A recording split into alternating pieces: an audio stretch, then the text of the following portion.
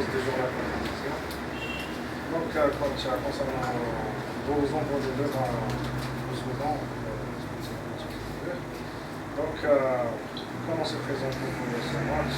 Il sera sans enjeu. Donc, ça sera une occasion pour faire tourner l'effectif, peut-être pour voir d'autres joueurs.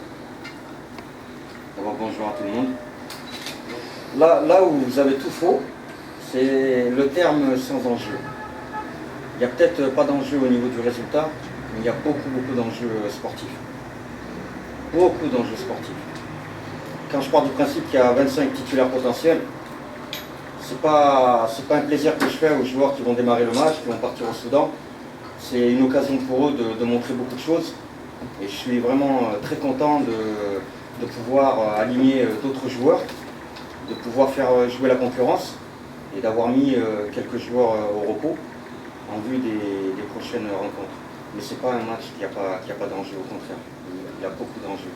Justement, au cas où vous allez affronter les Hilal du Soudan dans le début final, donc le match face à Al-Merrikh, ça sera la meilleure façon pour préparer. Peut-être vous allez adapter quand même aux conditions climatiques, au cas où vous allez affronter les Hilal. Je vais dire que la meilleure façon de préparer l'avenir de l'USMA, c'est de faire jouer la concurrence. Et pour faire jouer la concurrence, ça part du principe de faire jouer les joueurs qui n'ont pas eu beaucoup de temps de jeu.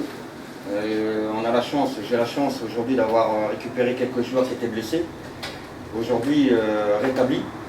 Ils vont intégrer le groupe, pour certains pour la première fois. C'est un grand plaisir de les faire participer à cette belle aventure qu'est la Ligue des Champions. Chaque joueur, chaque personne dans le club doit apporter sa pierre à l'édifice et chacun la porte. Maintenant, par rapport au match d'Hilal, de la demi-finale, nous on ne pense pas à ça.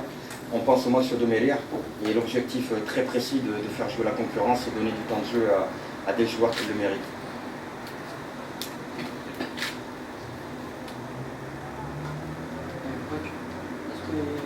Il y a une possibilité de voir l'USMA.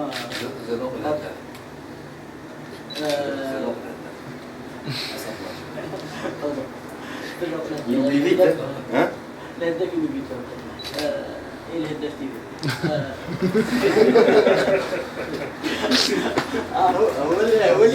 On va y arriver, Et j'attends et on patiente. C'est possible.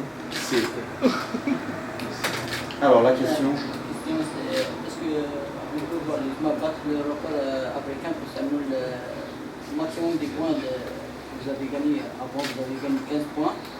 Il y a une possibilité de battre le record. C'est une belle aventure pour nous. Il me semble que le record a déjà été battu dans le sens où je crois qu'aucune équipe a fait 5 matchs ou 5 victoires consécutives. Il me semble qu'il y a des équipes, il faut regarder les statistiques, mais d'après celles que j'ai eues, il y a des équipes qui ont fait 5 matchs sans les perdre, mais en faisant des matchs, des victoires et des matchs nuls. Mais enfin, le problème n'est pas là, très sincèrement, le problème n'est pas là. Nous, on ne va pas courir après ce record. Si on l'obtient, tant mieux, ça sera une grande fierté pour le club. L'objectif numéro 1, mais je dis bien numéro 1, c'est de donner du temps de jeu aux joueurs qui le méritent, qui n'ont pas participé à cette aventure, qui reviennent de blessures, qui intègrent le groupe pour la première fois, et justement de me mettre en difficulté concernant les prochaines échéances qui arrivent. C'est ce que j'attends des joueurs, qui me mettent en difficulté. Et ils peuvent me mettre en difficulté par une très belle prestation contre Merrikh.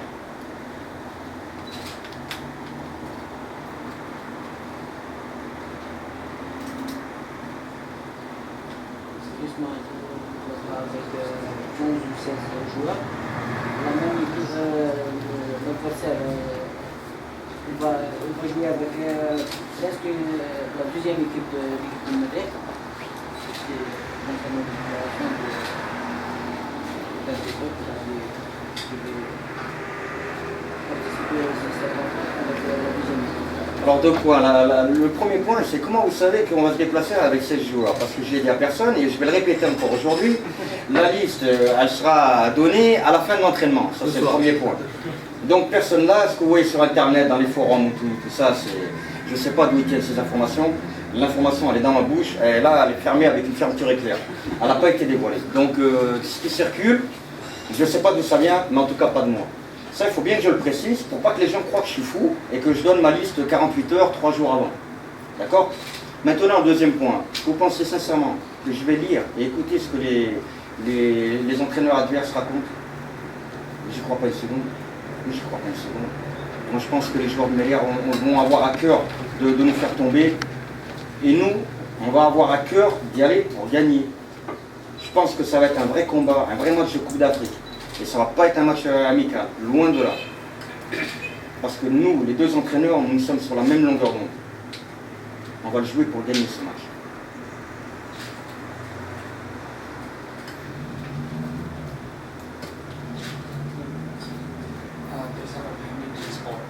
Est-ce que l'USMA veut garder ce parcours sans faute? 6 matchs sur 6. L'USMA ne veut pas garder ce parcours sans faute, elle veut gagner le maximum de points. On a un maillot à défendre, il y a des gens qui aiment ce club, c'est toute une famille, il est aimé par beaucoup de personnes, à travers l'Algérie, même à travers l'Europe, en Afrique. Moi je vois des supporters de France, j'en vois d'Allemagne, j'en vois de Turquie, j'en vois d'Afrique, j'en vois de partout, d'Amérique du Sud. Maintenant on a des couleurs à défendre et il faut les défendre. Et pour les défendre, il faut donner les meilleures prestations à chaque rencontre. C'est pas facile, on ne gagnera pas tous les matchs, mais on va faire en sorte d'en gagner le maximum. Ça c'est évident.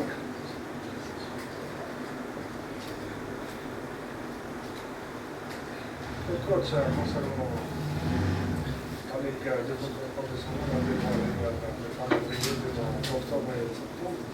Donc vous allez disputer 7 matchs en un mois seulement. Le calendrier s'annonce infernal. Donc comment vous allez gérer cette programmation?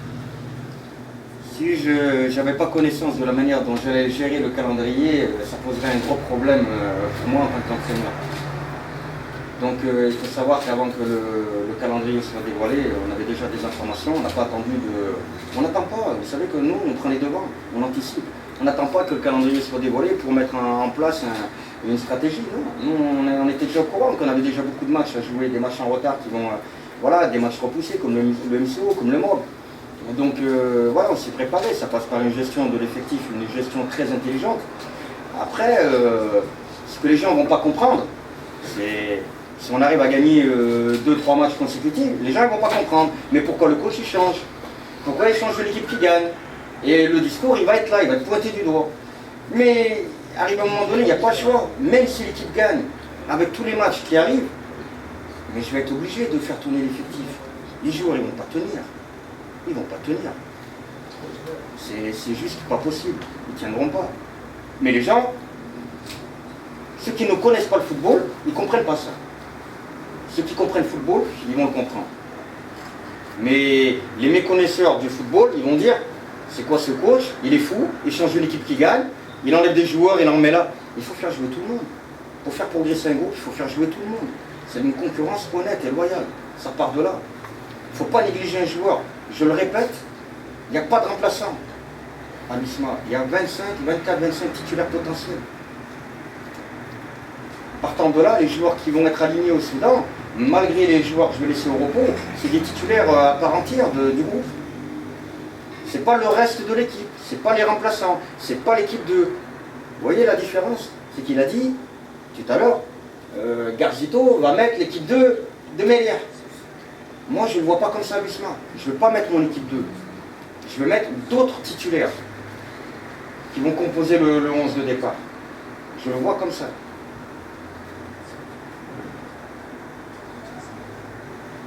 Fais attention à ce que tu racontes. On va se retourner contre toi.